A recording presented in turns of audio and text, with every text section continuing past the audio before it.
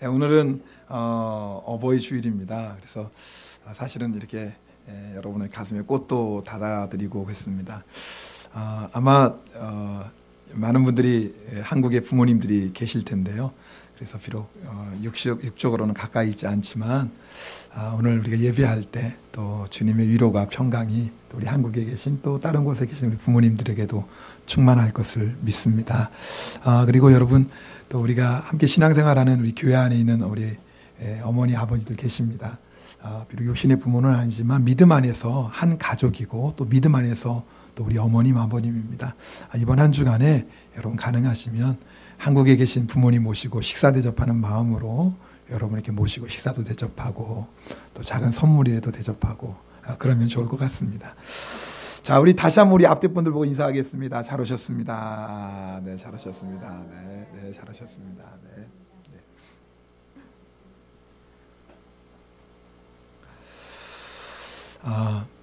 절대 두려워하지 않을 것 같은 믿음의 사람도 두려울 때가 있는 모양입니다. 여호수아가 모세의 뒤를 이어서 이스라엘 백성의 지도자가 되는데 아마 그 마음 안에 두려운 마음이 많았던 것 같아요. 여호수아 1장을 보면 하나님께서 여호수아에게 무려 3번이나 너 두려워하지 말라, 강하고 담대하라 그렇게 말씀하십니다. 하나님께서 여호수아에게 두려워하지 말라고 말씀하시면서 한 가지를 약속하십니다. 그게 뭐냐면 내가 너와 함께 있겠다라는 겁니다. 내가 너와 함께 있겠다. 그러니까 절대 두려워하지 말라. 여호수아가 하나님이 함께 하시겠다는 그 약속을 붙잡고 여러분 가나안을 향해 돌격합니다. 그리고 무려 31명의 왕들과 전쟁하며 그들을 물리치고 가나안 땅을 정복합니다. 두려움이 있지만 두려움을 이기고 하나님의 영광을 본 겁니다. 여러분 오늘 말씀 나오는 바울도 두려워했습니다. 바울 같은 믿음의 사람이 두려웠을까? 그런데 고린도전서 2장 3절에 보면 내가 너희 가운데 거할 때 약하고 두려워하고 심히 떨었다 그렇게 바울이 얘기합니다. 아마 바울이 아덴에서 사역의 실패 때문에 자책감도 있었고요. 그리고 이런 내가 과연 고린도에 가서 복음을 잘 전할 수 있을까? 그런 마음이 있었던 것 같아요. 여러분 고린도는 그 당시 고린도는 경제적으로 번영을 누리고 있었지만 도덕적으로 특별히 성적으로 아주 타락한 도시였습니다. 여러분 그 당시에 고린도의 아가씨라는 말이 매춘부를 의미했다고 합니다. 그리고 아이고 저 사람 고린도 사람 다 됐네 그 말이 뭐냐면 성적으로 아주 타락한 사람을 향해서 저 사람 고린도 사람 같네 라고 말할 정도였다고 합니다. 여러분 고린도가 정말 소돔과 고모라 같은 곳이었습니다. 자, 그런 도시에서 내가 복음의 사역을 잘 감당할까? 바울 마음 안에 두려움이 있었는데 오늘 말씀 보면 바울이 그 두려움을 이겨내고 1년 6개월 동안 소돔과 고모라 같은 고린도에서 사역하며 하나님의 교회를 세우고 많은 사람들이 예수님을 영접하는 구원의 역사가 일어납니다. 우리가 오늘 말씀 통해서 우리가 당하는 두려움들 어떻게 이겨내고 그 다음에 두려움 뒤에 있는 하나님의 놀라운 역사를 우리가 어떻게 볼 수 있을까 오늘 말씀을 통해 배우게 됩니다. 여러분 두려움을 만날 때 우리가 기억해야 될 가장 중요한 첫 번째가 있습니다. 그게 뭐냐면 어떤 두려움이 와도 사명의 자리를 떠나지 않는 겁니다. 여러분 우리가 두려움이 올 때 가장 쉽게 대하는 방법이 뭐냐면 사명의 자리를 떠나는 거죠. 여러분 지금 여호수아가 이스라엘 백성을 이끌고 가나안 땅을 앞에 두고 있습니다. 얼마나 어깨가 무거웠겠어요. 여러분 40년 전에 모세가 그 하나님의 사람 모세가 이스라엘 백성을 이끌고 가나안 땅에 앞에 섰지만 결국 못 들어갔어요. 왜요? 이스라엘 백성의 불순종과 그들의 불평과 원망 때문이었습니다. 여러분 그렇게 능력 있는 모세도요. 불평하고 원망하고 의심하는 이스라엘 백성을 어떻게 할 수 없었어요. 자, 그런데 여전히 변하지 않는 그 이스라엘 백성을 이끌고 지금 가나안 땅 앞에 섰으니 여호수아가 얼마나 어깨가 무겁고 두려웠겠어요. 모세도 못했는데 과연 내가 할 수 있을까? 제일 쉬운 방법은 도망가는 거예요. 하나님, 저 못합니다.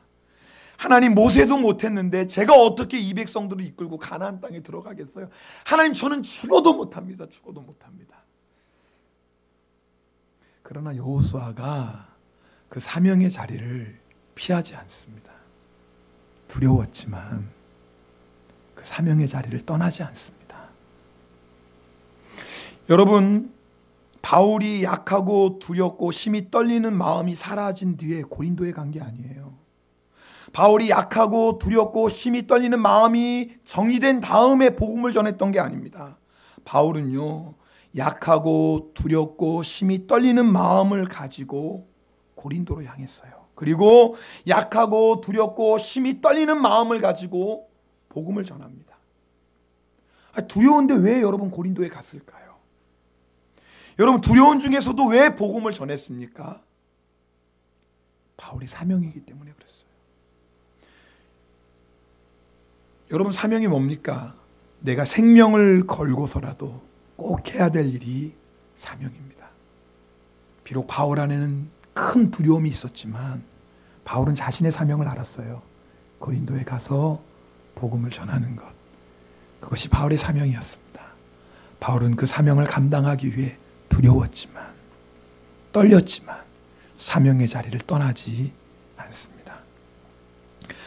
초대교회 전승에 보면 로마에 큰 박해가 일어납니다. 많은 그리스도인들이 여러분 순교를 당합니다. 그때 로마에 있던 교인들이 베드로에게 피신을 강권합니다. 베드로 사도님, 당신이 예수님의 수제자 아닙니까? 당신만큼은 살아남아서 많은 사람들에게 예수님의 얘기를 전해주셔야 됩니다. 당신만큼은 피하셔야 됩니다. 그래서 베드로가 로마 교회 성도들의 권면을 듣고 피신하는 도중에 예수님을 만납니다. 길에서 깜짝 놀라서 묻습니다. 주님, 어디로 가십니까? 영화 코바디스의 여러분 한 장면이기도 합니다. 그때 예수님께서 말씀하시죠. 내가 버리고 온 십자가, 그 십자가 지려고 나는 로마로 간다.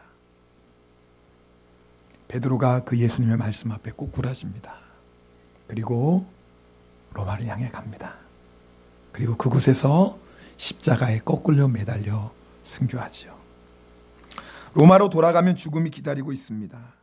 원형 경기장에서 사자의 밥이 되든지 화형에 처해지든지 십자가에 죽든지, 육신을 가지고 있는 사람으로서 그런 고통이 두렵지 않은 사람이 어디에 있겠어요? 그런데 베드로가 죽을 줄 알면서 로마도 갑니다. 왜요? 사명이기 때문입니다. 왜요? 사명입니다. 우리가 사명이란 말을 들으면 흔히 목사나 선교사님이나 사명자지, 우리는 사명자가 아니다라고 하실지 모르겠어요. 그러나 그렇지 않습니다. 성경은 예수님을 믿는 우리 모두가 사명자라고 분명하게 말씀합니다. 그럼 우리의 사명은 뭔가요? 하나님 아버지를 우리의 마음과 뜻과 생명을 다해 사랑하는 겁니다.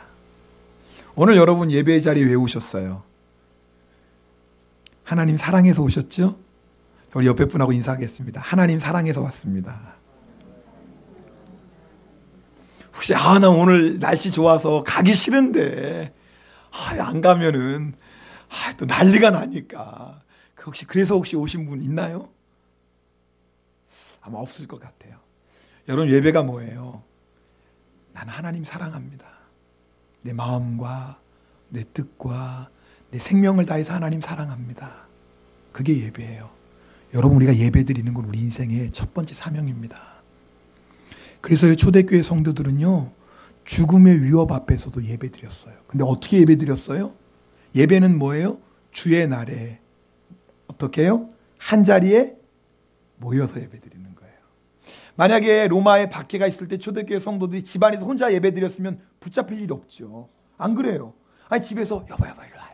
얘들을 조용히 해. 와. 그래, 조용히 예배 드리다가 누가 문 두드리면은 예배 안 드린 척하면 붙잡힐 일이 어디겠어요. 그런데 왜 많이 붙잡혀 순교했는 줄 아세요? 초대교회 성도들은 예배가 뭔 줄 알았어요. 예배는 주님 날에 함께 모여서 예배 드리는 거거든요. 그래서 어디로 갔어요? 까딱꿈이라는 곳에 들어간 거예요. 지하 공동묘지에. 그러다가 예배 드리다가 발각되면 순교하는 거예요. 아니, 예배 드려도 그냥 혼자서 예배 드리면 되지. 뭐 꼭 그렇게 모여서 예배 드릴 게 뭐 있나요? 그런데 아니에요. 예배가 우리의 사명이거든요.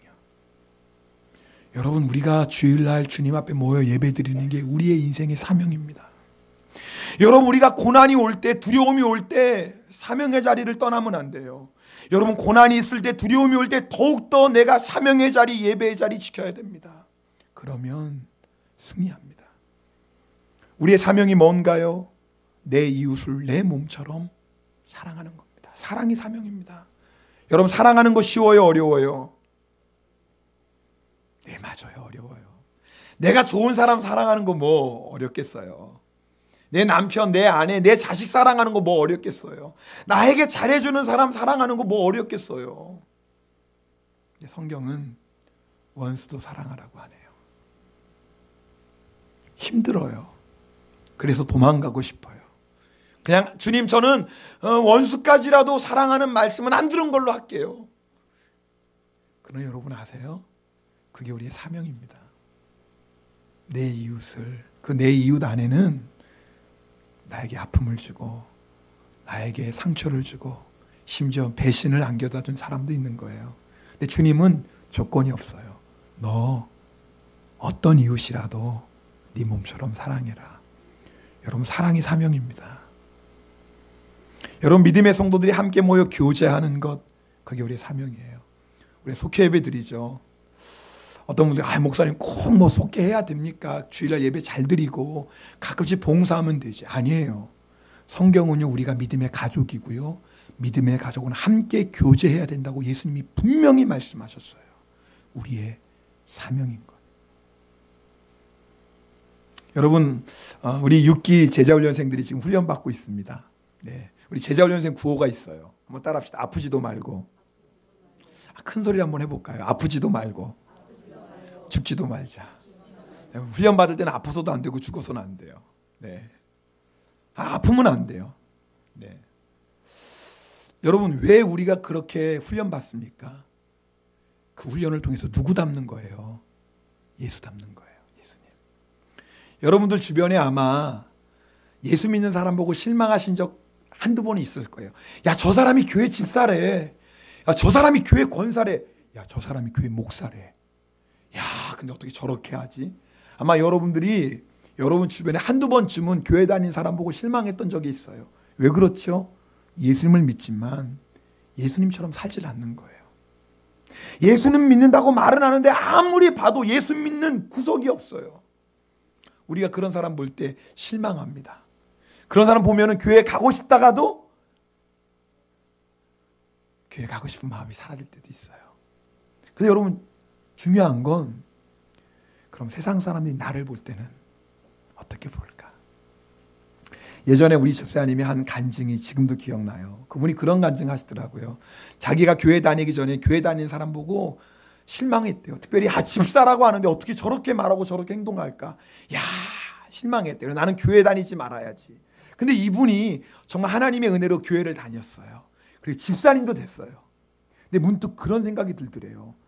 야, 지금 나의 모습을 보고 세상 사람들이 내가 예전에 야, 저게 집사야. 야, 그러면 나는 교회 안 다니겠다. 근데 자기가 그런 집사가 됐더래요. 자기가 교회 다니지 않을 때는 나는 절대로 저런 집사는 안 될 거야. 그렇게 얘기하고 욕했던 그 모습을 자기에게서 보더래요. 깜짝 놀랐다는 거예요. 여러분, 맞아요. 여러분, 우리가요, 훈련받지 않으면, 말씀과 기도로 훈련받지 않으면 저절로 예수 닮아가는 거 아닙니다. 우리의 사명이에요, 예수 닮는 게. 그리고 무엇보다 우리의 사명 뭐죠? 예수님 전하는 거예요. 여러분, 우리의 사명 예수 전하는 겁니다. 오늘 10시 예배 때 우리 신현철 집사님이 영성일기 나눠주셨는데, 그 영성일기 안에 자기 직장 동료 가운데 43살 되신 분이 갑자기 떠나신 그 얘기 하시더라고요. 한창 일할 젊은 나이에요. 좋은 직장에 다니고 나름대로 세상적으로 보면 잘 나간다고 얘기할 수 있는 사람이겠죠. 그런데 갑자기 세상을 떠났어요. 근데 우리 집사님이 영성일 나누면서 제일 마음에 무거웠던 게 정말 저 사람이 예수 이름 들어봤을까? 정말 저 사람이 한 번이라도 예수 믿으면 죄사함 받고 예수 믿으면 구원받습니다라는 그 복음을 저 사람이 한 번이라도 들어봤을까? 그런 마음이 들면서 우리 집사님하고 그렇게 친하진 않았어도 그래도 몇 번 일 때문에 만난 그런 일이 있었는데 왜 그분에게 한 번이라도 예수 믿으라고 복음을 전하지 못했을까? 여러분, 우리의 사명이 뭐예요? 예수님 전하는 겁니다. 특별히 일본에는요, 주님 모르는 사람이 너무나 많습니다. 하나님께서 왜 이런 일본 땅에 우리를 보내셨나요? 예수님 전하라는 거예요. 하나님이 사랑하시는 나라입니다. 하나님이 사랑하시는 민족입니다. 하나님이 이 나라 이 민족을 위해서 십자가에 못 박혀 죽으셨지만 많은 사람들이 그것을 모르고 있어요. 우리의 사명은 뭐냐면 예수님 전하는 겁니다. 여러분, 다들 살기 힘든 때라고 얘기합니다. 맞아요. 살기 힘든 때예요. 그러나 여러분 아십니까? 힘들수록 내가 왜 사는지 인생의 목적을 붙잡아야 돼요. 여러분, 우리가 목적지를 향해 항해할 때 거센 풍랑을 만납니다. 풍랑을 만났을 때 어떻게 합니까? 에이, 어쩔 수 없지. 그냥 풍랑에 배를 맡깁니까? 그럼 거기서 끝나는 거예요. 여러분, 우리가 풍랑을 만났다고 내가 가야 될 목적지가 아니라 야, 어쩔 수 없다. 그냥 가까운 데로 가자. 그러는 사람이 어디 있겠어요? 아니죠. 우리 인생도 똑같아요. 힘들수록, 내가 어려울수록, 내 인생에 풍랑을 만나서 두려울수록 우리가 꼭 붙잡아야 될 게 있습니다. 우리 인생의 사명입니다. 여러분, 여호수아는 두려웠지만 사명의 자리를 떠나지 않았어요. 결국은 두려움을 이기고 하나님의 역사를 봅니다. 바울은 두려웠지만 사명의 자리를 떠나지 않습니다. 그리고 고린도에 놀라운 복음의 역사를 일으킵니다. 여러분, 기억하십시오. 두려운 일을 만날 때, 답답한 일을 만날 때 사명의 자리 떠나지 마십시오. 그럴수록 사명의 자리를 굳게 지키십시오. 두 번째, 우리가 두려움을 이기기 위해서 중요한 것이 있어요. 기도입니다. 여러분, 오늘 말씀 보면 바울이 오늘 말씀 9절에 밤에 환상을 봅니다. 그리고 주님의 음성을 듣습니다. 밤에. 여러분, 바울이 잠자다가 꿈속에서 환상 봤나요? 아닙니다. 바울이 뭐 했을까요? 그 밤에 기도했겠죠. 의심할 것 없이 바울이 그 밤에 기도했을 거예요. 주님, 두렵습니다. 아직도 내 마음이 두렵고 심히 떨고 있습니다. 주님, 나를 도와주소서. 기도했어요. 여러분, 바울이 그 밤에 기도 가운데 환상을 보고 주님의 음성을 듣습니다. 맞습니다. 우리가 두려운 일을 만날 때 해야 될 일이 있습니다. 기도하는 거예요. 창세기 31장 32장에 보면 야곱의 얘기가 나와요. 야곱이요, 삼촌 라반의 집에 있다가 20년 만에 고향으로 돌아옵니다. 근데 고향으로 돌아오는 야곱의 마음 안에 두려움이 있어요. 누구예요? 에서. 여러분, 아시는 것처럼 야곱이 아버지 이삭을 속이고 형 에서가 받아야 될 축복권을 받잖아요. 그것 때문에 에서가 뭐예요? 이를 갈면서 내가 아버지가 얼마 사시지 못할 것 같은데 내가 아버지가 세상 떠나면 저놈 죽일 거야. 그래서 사실은 야곱이 형 에서를 피해 삼촌 라반의 집으로 도망간 거예요. 자, 20년 만에 야곱이 다시 고향으로 돌아오는데 에서가 두려운 거예요. 에서의 호전적이고 불같은 성격을 야곱이 누구보다도 잘 알잖아요. 그래서 사람을 먼저 보냅니다. 에서에게. 혹시나 아무 연락 없이 갑자기 에서 만났을 때 에서 그냥 욱해가지고 그러면 어떡해요. 그래서 사람을 아니나 다를까, 사람들이 와서 보고하는데 에서가 400명을 이끌고 오고 있다는 거예요. 여러분, 야곱을 환영하려고 지금 400명 이끌고 오는 거예요? 아니에요. 에서 안에 있는 복수심입니다. 400명의 장정들을 이끌고 막 오고 있습니다. 야곱이 너무나 두려웠어요. 야곱이요, 그 두려움을 어떻게 자기 방법으로 해결해 보려고 자기의 사람들, 종들과 자기의 소떼, 양떼 두 떼로 나눕니다. 왜요? 만약에 에서가 이쪽을 치면 우리는 도망가고. 그래도 아마 두려웠던 모양이에요. 에서를 위해 큰 선물을 준비합니다. 근데 한꺼번에 보내는 것보다 3번에 나눠서, 그것도 시간 간격을 두고 에서에게 선물을 보냅니다. 뇌물 작전을 합니다. 그래도 야곱 안에 두려움이 있었던 것 같아요. 마지막에 야복강가를 건너야 되는데 자기가 두 아내를 건너고 두 여종을 건너고 11아들을 건넙니다. 근데 정작 야곱 자신은 건너가질 못해요. 왜요? 두려웠어요. 사실은 자기가 먼저 건너가야 되잖아요. 자기가 먼저 건너가서 아내도 자식들도 이끌어가야 되는데 야곱이 너무 두려웠어요. 그래서 가족들도 먼저 보내고 혼자 야복강가에 있습니다. 근데요, 성경에 보면 밤에 갑자기 어떤 사람이 나타나서 야곱과 씨름합니다. 좀 이상해요. 아니 그 밤에 야복강가에서 한 사람이 갑자기 나타난 것도 이상하고, 아니 그 사람을 만나서 야곱이 밤새도록 씨름했다라는 것도 이상해요.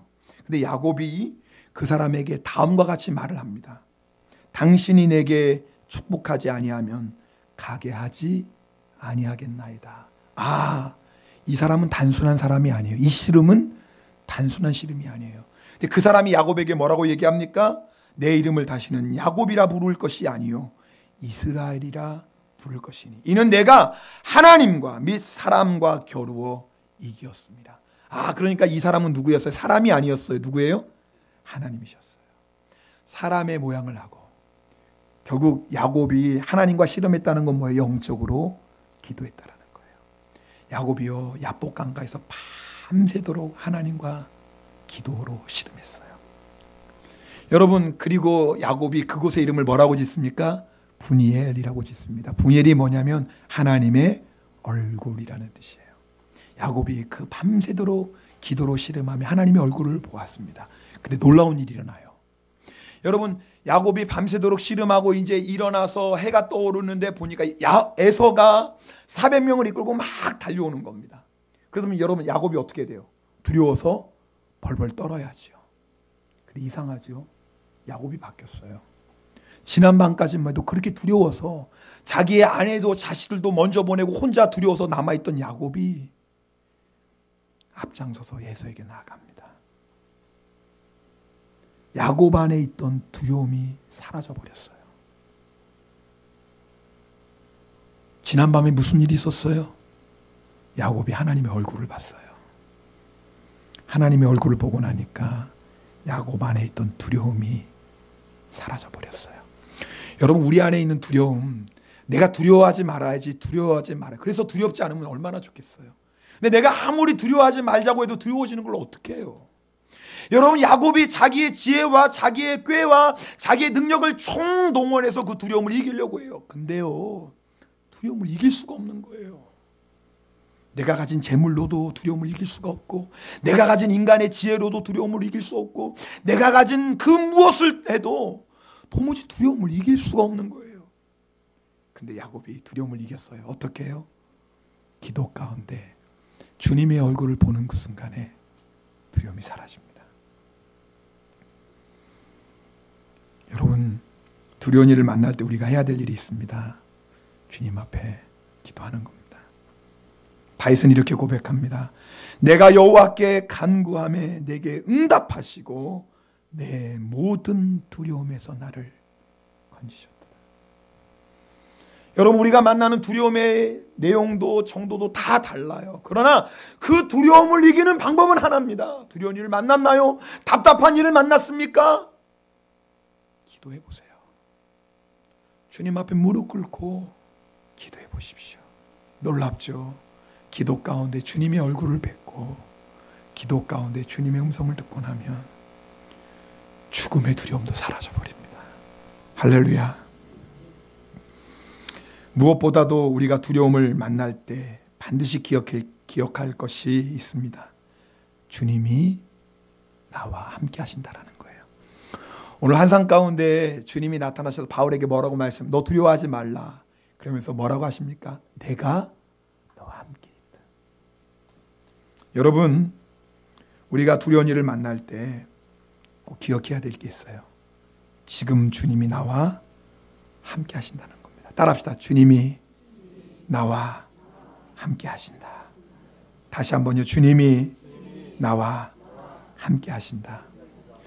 여러분, 다윗이요 이렇게 고백해요. 1000만 명이 나를 둘러쌌는데 두렵지 않대요. 아니, 여러분 생각해 보세요. 10명이 나를 죽이려고 해도 두려워요, 안 두려워요? 몰라요. 또 여러분 중에 간이 이렇게 좀 몸 밖으로 나오셔서 10명까지 것 뭐 한 주먹이면 내 끝난다. 혹시 그런 분이 계실지도 모르겠어요. 100명까지는 내가 충분히 일당백이다. 근데 일당 1000만은 불가능하잖아요. 근데 다윗이요. 1000만 명이 나를 지금 죽이려고 둘러쌌는데 두렵지가 않대. 왜 두렵지 않죠? 주님이 함께 계신 거예요.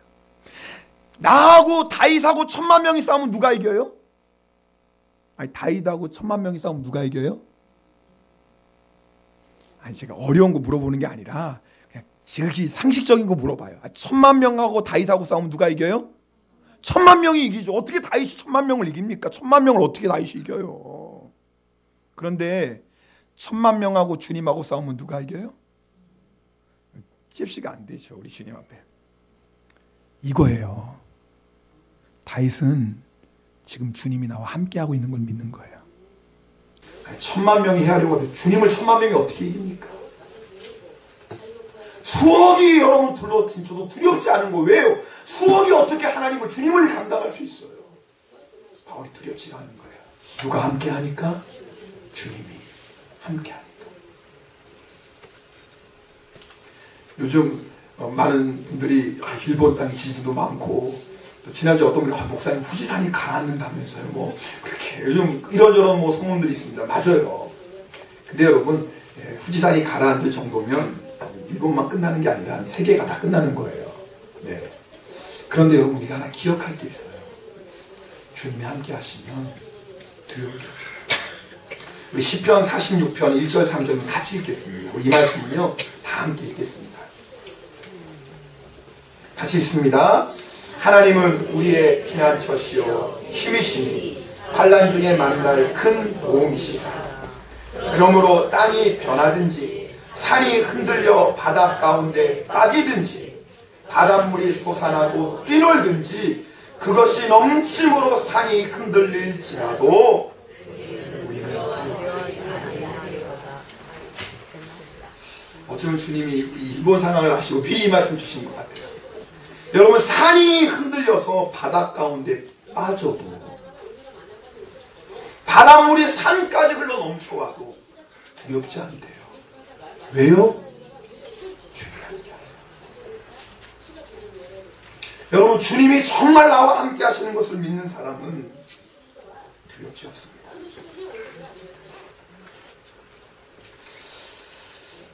어떤 성도님이 저에게 그런 말씀을 하신 적이 있어요. 목사님, 주님이 함께 하신다고 그러는데 주님이 함께 하시면 제가 왜 이런 고난을 당하죠?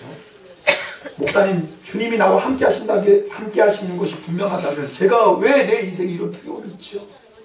제가 너무 두렵고 답답해요. 주님이 함께 하신다면 왜 이런 일이 나에게 있죠? 여러분, 기억하셔야 됩니다. 주님이 함께 하셔도 큰 풍랑이 일어나요. 그렇죠? 주님이 함께 하셔도 큰 환난은 있습니다. 그러나 기억하세요. 그 환난이 우리를 무너뜨릴 수 없어요. 주님이 함께 하시면 어떤 두려움도 우리를 넘어뜨릴 수 없습니다. 제가 여러분에게 시 한 편을 소개합니다. 여러분이 다 알고 있는 시일지도 몰라요. 모래 위의 발자국이라는 시입니다. 들어보십시오. 어느 날 나는 꿈을 꾸었습니다. 꿈속에서 나는 주님과 함께 바닷가를 거닐고 있었습니다. 하늘 위로는 내 인생의 여러 순간들이 마치 영화의 한 장면처럼 지나가고 있었습니다. 나는 각 장면마다 두 사람의 발자국이 모래 위에 새겨져 있음을 발견하였습니다. 그 중에 하나는 나의 것이었고 다른 하나는 주님의 것이었습니다. 내 인생의 마지막 장면이 나와 주님에게서 사라지려는 순간 나는 모래 위에 남겨진 발자국들을 뒤돌아보았습니다. 내 인생의 행로에서 여러 번 오직 한 사람의 발자국만 남겨져 있음을 발견했습니다. 그리고 그런 일이 내가 매우 슬프고 괴로웠을 때 일어났다는 것을 알았습니다. 이러한 사실로 인하여 너무나 괴로웠던 나는 주님께 물어보았습니다. 주님께서는 내가 너와 함께 하리니 너는 항상 나를 따를지어다. 이렇게 말씀하셨잖아요. 그런데 내 인생의 가장 어려웠던 시절을 돌이켜보니 오직 나의 발자국만 남겨져 있더군요. 어느 때보다도 주님이 필요했던 바로 그때 어찌하여 주님은 내 곁을 떠나셨는지 나는 정말로 이해할 수 없습니다. 그러자 주님께서 대답하셨습니다. 사랑하는 나의 아들아, 나는 너를 누구보다 사랑한다. 내가 시련과 고통을 당하고 있었을 때 나는 한 번도 내 곁을 떠난 적이 없었다. 내가 한 사람의 발자국밖에 볼 수 없었던 바로 그때는 내가 너를 안고 가고 있었다. 여러분, 우리는 절대 혼자가 아닙니다. 인생에 풍랑이 있죠. 우리가 생각지 못했던 고난 앞에 두려움도 있습니다. 그러나 기억하세요. 주님이 함께 하십니다. 주님은 우리에게 분명히 말씀하셨습니다. 내가 결코 너희를 떠나지 않고 너희를 버리지 아니하리라. 여러분, 우리가 아무리 주님 앞에 부끄러운 모습으로 살아가도 때로는 여러분 부끄러운 죄를 짓고 주님을 실망시켜도 주님은 절대 우리를 포기하지 않습니다. 우리를 버리지 않고 우리를 떠나지 않습니다. 그 주님은 영원토록 우리와 함께 하십니다. 여러분, 그 주님을 바라보십시오. 풍랑을 바라보면 우리는 바다 속에 깔아앉아요. 그러나 주님 바라보면 풍랑 있는 바다라도 넉넉히 걸어갈 수 있습니다. 주님 바라보십시다. 이 시간에 우리 복음서 만장 찬송하고 함께 기도하기를 원합니다. 괴로울 때 주님의 얼굴 보라는 찬송인데요. 이 찬송 함께하고 기도하는 시간 갖겠습니다.